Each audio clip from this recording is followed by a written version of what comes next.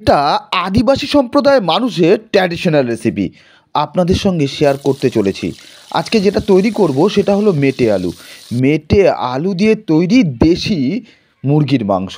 বুঝতেই পারছেন, প্রথমে দেশি মুরগিটাকে এনে তাকে আদিবাসী স্টাইলে কাটা হয়েছে, অর্থাৎ আগুনে পুড়িয়ে তারপরে তাকে ছোট ছোট পিস করা হয়েছে।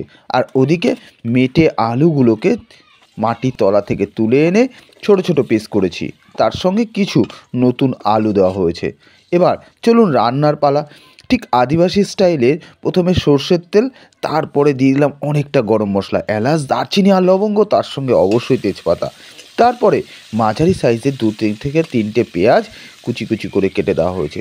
আর রান্নাটা পুরোটাই আদিবাসী স্টাইলের, তাই কাঠে রান্না হচ্ছে। সমস্ত মশলাটা বেটে দিতে পারলেই ভালো, তবে মা বাটার সাহস করলেন না, কারণ শরীরটা খারাপ ছিল। যাই হোক, এর মধ্যে আদা, জিরে, রসুন, কাঁচা লঙ্কা, শুকনো লঙ্কা এইগুলোই দেওয়া হয়েছে, আর মাঝারি সাইজের দুটো টমেটো পুরোটাকে পেস্ট করে দেওয়া হয়েছে। তারপরে পেঁয়াজটা যখন মোটামুটি ভাজা হয়ে আসবে তখন আমরা সমস্ত মশলাটা দিয়ে দিলাম। মশলাটা দিয়ে এবার সেই দেশি মুরগির মাংস দিয়ে বেশ কিছুক্ষণ কষালাম। একটা জিনিস খেয়াল করে দেখেছেন, এই মাংসতে কিন্তু অত্যাধিক তেল নেই, কিন্তু রান্নার শেষে প্রচুর তেল, কারণ এই দেশি মুরগির মজাটাই আলাদা। আর এখানে মেটে আলুগুলো আগেই দিয়ে দিলাম, কারণটা হলো মেটে আলু একটু সিদ্ধ হতে সময় লাগে। মাংস কষানোর সঙ্গে সঙ্গে মেটে আলুগুলোও সিদ্ধ হয়ে যাবে। এরপর ঢেকে ঢেকে কষাতে লাগবে। কষানো যখন হয়ে যাবে তখন দিয়ে দিতে হবে পরিমাণ মতন গরম জল।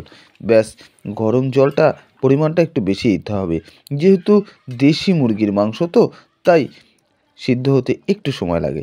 দেখছেন, তেল কিন্তু আমরা খুব অল্প ব্যবহার করেছি, কিন্তু এর মধ্যে দেখেছেন কতটা তেল।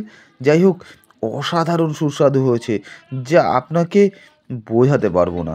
যাই হোক, এই ধরনের রেসিপি দেখার জন্য অবশ্যই রাজুর রান্নাঘরে থাকলে আপনি এর থেকেও সুন্দর সুন্দর রেসিপি, ট্র্যাডিশনাল রেসিপিগুলো আমার চ্যানেলে আসে। তাই অবশ্যই চ্যানেল নতুন কেউ আসলে চ্যানেলটিকে সাবস্ক্রাইব করে রাখবেন আর সঙ্গে থাকবেন। আপনাদের একটা শেয়ার, একটা কমেন্ট আমাদেরকে অনেকটা মোটিভেট করে। ভালো থাকবেন, সুস্থ থাকবেন।